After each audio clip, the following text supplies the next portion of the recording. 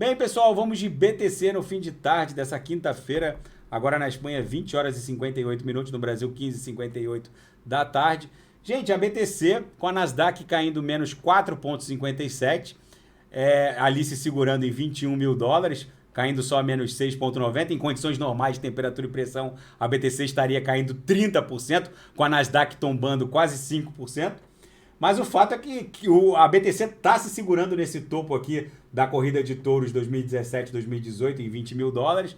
É o que está segurando o preço, mas o fato é que a Web 2 está morrendo. As grandes estrelas dessa queda da Nasdaq aqui em quase menos 5 são as Big Techs, que aprisionaram o tráfego de dados e riqueza no planeta por quase uma década e meia. E agora ela se depara com o tráfego de dados e riqueza transitando de forma livre na Web3. Essas Big Techs com market cap trilionários, vamos colocar assim. Boa parte dessa realidade também é responsabilidade do Fed, com essa expansão monetária absurda e juros reais negativados por tanto tempo, produziu essas bizarrices e agora o Fed é que deveria solucionar essa problemática, já que Big Techs valendo trilhões e vão virar pó na minha leitura, já que a Web 2 está morrendo para a Web 3 nascer. Essas clouds multitrilionárias de AWS, de Amazon Web Service, valendo trilhões, quando o custo de hospedagem na Web 3 vai ser reduzido para 1/1000 do que é hoje, já que nuvens virtuais compostas por milhões de dispositivos rodando de forma descentralizada na Web 3 vai baratear sobremaneira a hospedagem, a Web 2 vai morrendo, agonizando. Isso é muito interessante para o mundo cripto. Eu reportei aqui no canal desde o final do ano passado que a Nasdaq teria que sangrar muito para que o mundo cripto catapultasse para um novo patamar, e é isso que está acontecendo.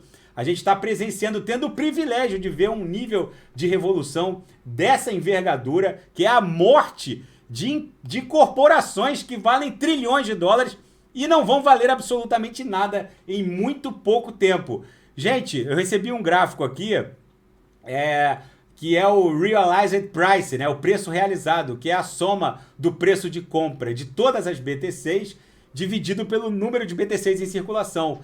Esse gráfico aqui, sempre que ele é visitado, eu recebi inclusive de um outro seguidor o mesmo gráfico, só que visto de outra maneira.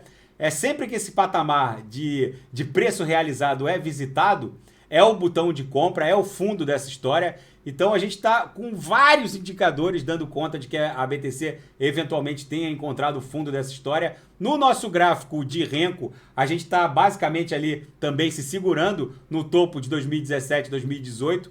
No gráfico semanal da BTC, ancorado pela MM200 no semanal, vocês vejam que a gente está com um corpo real ainda acima da MM200, apesar da cotação estar um pouquinho abaixo. A MM200 está em 22.268, a BTC agora está em 21.037. Ou seja, são vários sinais espalhados por diversos indicadores completamente independentes que dão conta de que a BTC efetivamente talvez tenha encontrado o fundo dessa história. Só que há fatores macroeconômicos influenciando o preço da BTC. Vocês vejam que essa mega pressão inflacionária com a qual o Federal Reserve está lidando, talvez não arrefeça em razão do aumento puro e simples das taxas de juros, já que alguns analistas dão conta de que vem um mega colapso na oferta de alimentos mundo afora. A maior produtora de fertilizantes do planeta, a Rússia, ela precisa desovar os seus fertilizantes para que o setor agrícola possa alimentar o mundo, sob pena de se promover um mega colapso na cadeia de suprimentos e uma mega explosão de preços dos alimentos. Ou seja, os Estados Unidos agora determinaram que os seus órgãos de inteligência negociem de forma silenciosa acordos de compra de fertilizantes com a Rússia. O governo dos Estados Unidos está silenciosamente incentivando empresas agrícolas e de transportes a comprar e transportar mais fertilizantes russos. Ou seja, é uma exceção honrosa aos embargos impostos. O americano, ele é engraçado. Ele faz um barulho, um auê, determinando que a zona do euro embargue o óleo, o gás natural. E agora, quando a água bate lá atrás, eles cedem e percebem que só o Federal Reserve sozinho, aumentando taxa de juros, não vai conseguir arrefecer a pressão inflacionária sobre os preços. Lembrando, gente, que alimentos, eles têm o condão de aumentar as tensões na geopolítica internacional de um modo muito mais exponenciado que qualquer outro item. Ou seja, os Estados Unidos estão correndo atrás de uma exceção honrosa ao embargo imposto à Federação Russa. E o fluxo de petróleo da Rússia para a Ásia, principalmente Índia e China, atingiu recordes sem precedentes. Lembrando que esse embargo ao petróleo russo meio que forçou o óleo produzido nos Urais russos serem desovados em direção à China e Índia. Só que com gás natural não é bem assim, já que os berços de atracamento naval para liquefazer o gás natural e no destino ele precisa ser regaseificado para entrar nos gasodutos, torna a operação um pouco mais complexa e isso está empurrando a Rússia a forceps para a mineração de BTC por meio de gás natural, principalmente BTC, mineração em si de criptoativos, para poder dar algum destino a esse gás natural. E isso acaba aumentando sobremaneira a liquidez na rede. Não é à toa que o hash rate da BTC, o nível de dificuldade explodiu, ou seja, é preciso mais energia para se confirmar cada bloco, ou seja, é bizarro o que está acontecendo, isso injeta liquidez na rede. Eu já fiz um vídeo sobre isso, depois eu posso falar de novo sobre isso. E os Estados Unidos estão indo em direção a uma mega recessão, o que pode, desencadeada pelo Federal Reserve, em razão do aumento das taxas de juros, o que pode rifar um segundo mandato do Joe Biden. Agora, o Fed vai encontrar um outro ponto de inflexão, que é a realidade da política. Será que o Joe Biden não vai preferir conviver com a inflação como um novo normal?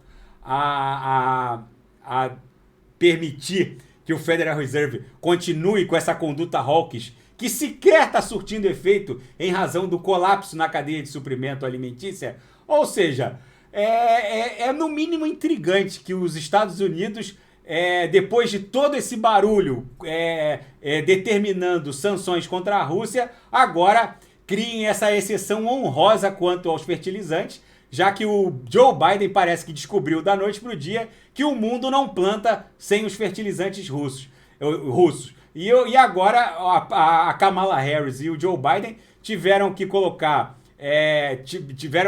as sandálias da humildade e pedir arrego para o Mohammed bin Salman para que ele aumente a produção de petróleo. Lembrando que na campanha o Biden e a Kamala Harris acusaram o Mohammed bin Salman, o príncipe herdeiro saudita, de matar e esquartejar um jornalista num consulado saudita em território turco, o Jamal Khashoggi. Ou seja, o mundo ele dá umas reviravoltas muito rápidas, vamos colocar assim. Um discurso meio que humilhante na campanha, agora se transforma num pedido de... desculpas não, mas estão pedindo água pro Mohammed bin Salman. Mas enfim, essa a realidade não só do Federal Reserve, que tem que lidar com esse ponto de inflexão, que é a política. Será que o Biden vai rifar o segundo mandato em razão de uma conduta hawkish do Federal Reserve? Será que todo esse auê com o aumento de taxa de juros vai conseguir arrefecer a pressão inflacionária com esse colapso na cadeia de suprimentos, que agora obrigou a inteligência norte-americana a criar uma exceção honrosa ao embargo russo? Tudo isso, todo esse cenário apocalíptico Mad Max me faz crer cada vez mais que essa conduta hawkish do Fed não vai se sustentar. A BTC, na minha leitura, está muito próxima de encontrar o seu ponto de inflexão e já a gente pode presenciar esse nosso pump espasmódico que vai levá-la a um patamar de 100 mil dólares. Vocês vejam que não é normal a Nasdaq sangrar menos 4,69 e a BTC tá ali, resiliente, se segurando no patamar de 21 mil dólares, que foi basicamente o patamar de ontem, já que ela subiu e depois desceu e agora está ali respeitando o patamar de ontem. Em condições normais de temperatura e pressão, a BTC estaria caindo de 20% a 30%. Tá bom, pessoal? Se nada fugir do script, eu volto amanhã para analisar a própria BTC. Fiquem com Deus e quem quiser sugerir alguma análise, é só colocar nas mensagens abaixo. Olha o RSI estocástico aqui no semanal, no zero aqui no indicador, tá? Quase indo pro negativo, tá bom? Fiquem com Deus, amanhã eu tô de volta. Grande abraço!